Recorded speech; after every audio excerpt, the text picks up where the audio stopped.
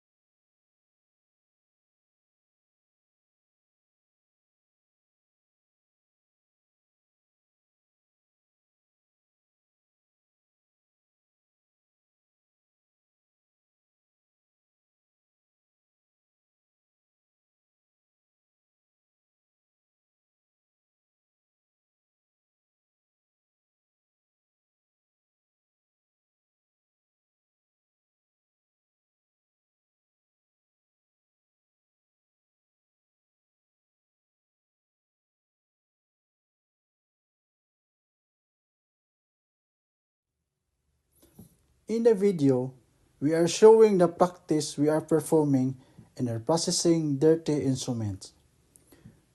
We have here a set of instruments from abscess tray.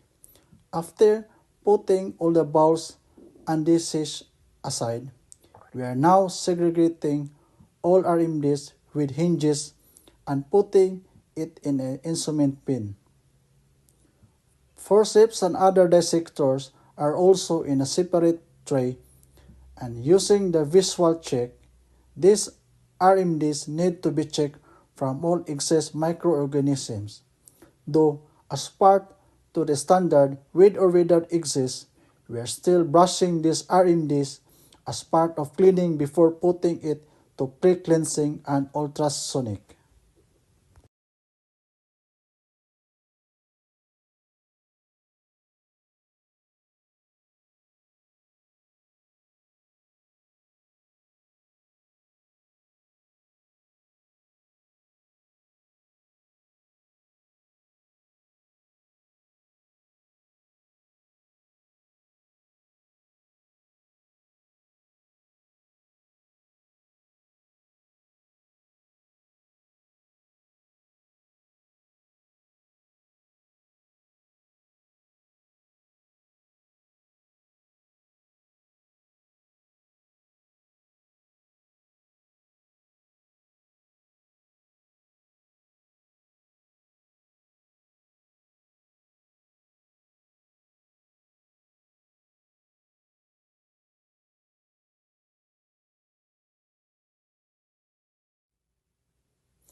Ultrasonic is also important process as it helps to loosen the microorganism. Again, loosen and not to clean the RMDs. Our RMDs in the instrument pin should also be open wide as much as possible in order chemicals can penetrate through the hinges.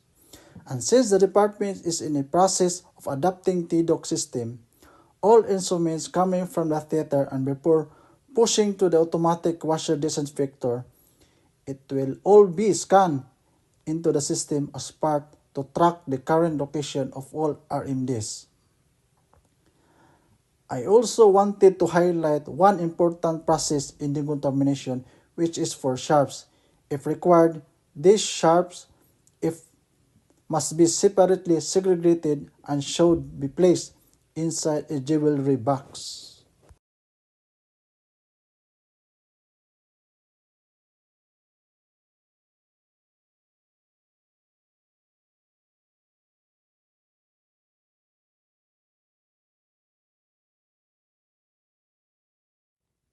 Lastly, after reprocessing, I'm also gonna show the steps on how to remove the PPs after reprocessing.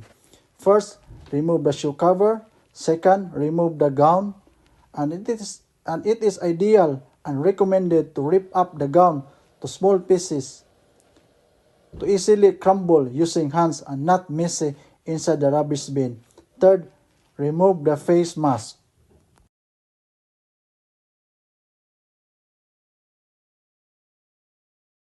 After reprocessing RMDs and removing PPs, this step is very important, which is washing hands before leaving the decontamination area. As shown in a video and learned from my colleague and in service seminar, I am adopting the 9 steps of hand hygiene.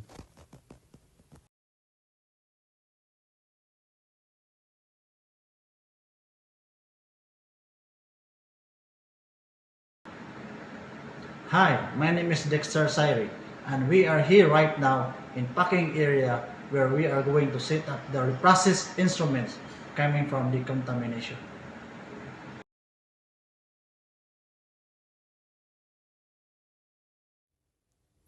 Continuation in reprocessing RMDs in packing area. Packing area are or also called as clean side. This is the area where mostly RMDs were being visually checked, wrapped, and sterile for individual items. While working in this specific area, technicians has two options when it comes on wearing PPEs. They can either wear gloves or not as long as they can maintain or ensure that their hands are clean while holding and setting up sets of RMDs. Mask is also optional. However, it is recommended to avoid any substances which is coming from own mouth that may contaminate the RMDs. HIPAA testing of bipolar instrument is also an important process in setting up the RMDs. This is to verify the integrity and effectiveness of the insulation and ensuring patient and user safety. This procedure is not shown in my video since the tray I am setting as an example does not have any bipolar forceps for HIPAA testing. It is also important as technician to follow the internal practice in setting up the RMDs and important to identify whether the RMDs are placed in a rigid container or being wrapped using KimGuard wraps. Once visualization check of RMDs are done and instruments are inside the rigid container or wrap, it is important to use the right sterilization tape as a final stage in the processing RMDs. The purpose of this step is to indicate whether a specific temperature has been reached, and it works through changing of color after its exposure to temperature commonly used in sterilization process, which is at 134 degrees Celsius. Stem indicator should also be inside the finish tray. This is the indicator used by nurses in theater to determine that once again the RMDs are sterilized and had reached to the appropriate temperature, which again at 134 degrees Celsius.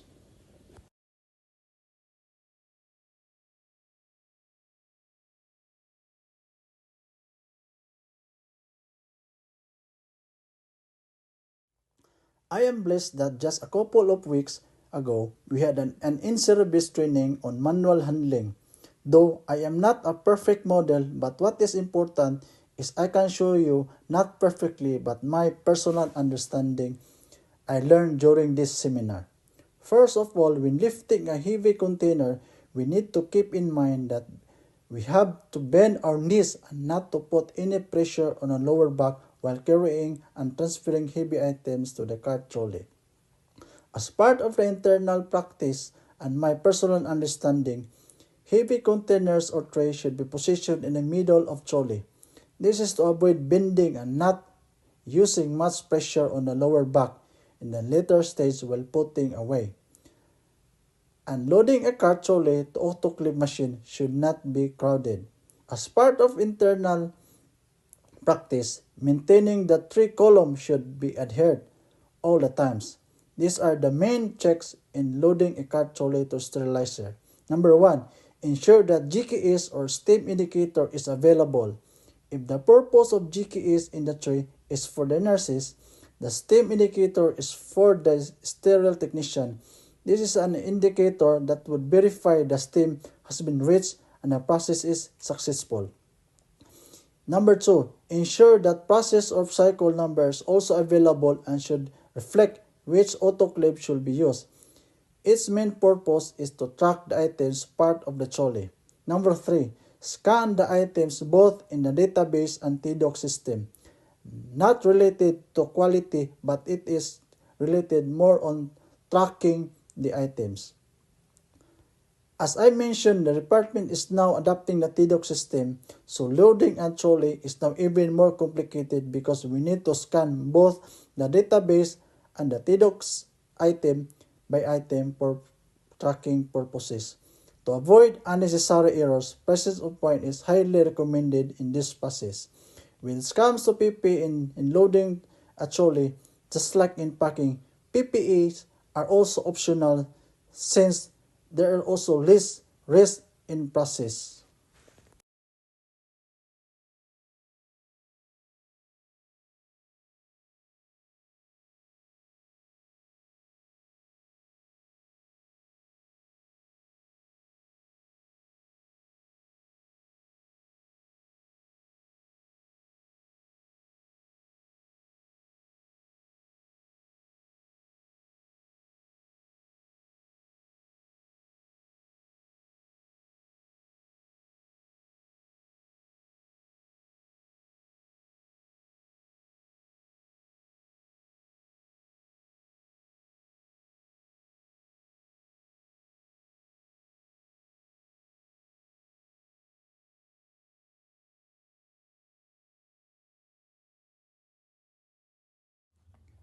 Unlike on the other side, while pulling the trolley out from the machine, technicians are hereby required in wearing the designated gloves before pulling trolleys. This process is considered to be high risk. With the glove is on, we can now start pulling the trolleys out. It is the responsibility of the technicians to ensure the sterility of the items. And these are the list of the process that needs to follow while in this area. Number 1. Using visual check. Ensure that sterilization tape color has turned into black. Number 2. Again, using visual check for wet loads. Number 3. Remove GKE and ensure that the color has also turned black. Number 4. Ensure that cycle number on the print receipts is matching in the system. Number 5.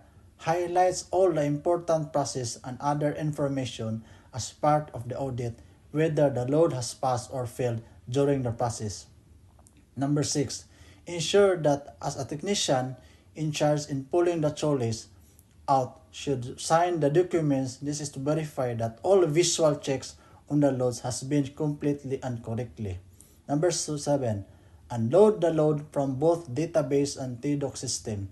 Number 8. And set the trolleys aside to the designated area and wait for another 30 to 40 minutes before dispatching. Once all information has been recorded through database, after visually checking the loads from the trolleys for the following: know it loads appearance, especially on the wrap instrument, sterility of the pack through sterilization wrap turned into black, GK is turned into black. Then we can now push the trolleys to the storeroom and individually transfer all sterile items to its designated shelving. During this procedure, technicians should be mindful on the weight of its pack RMDs and could easily identify whether the seat is heavy and lift it, applying the principles that had been learned in all the seminars in lifting. Basically, lifting heavy items and putting it to the shelves, waist should move and knees should be bent, as shown in the video, to not put pressure on the lower back. And this is the last of my video presentation. Thank you.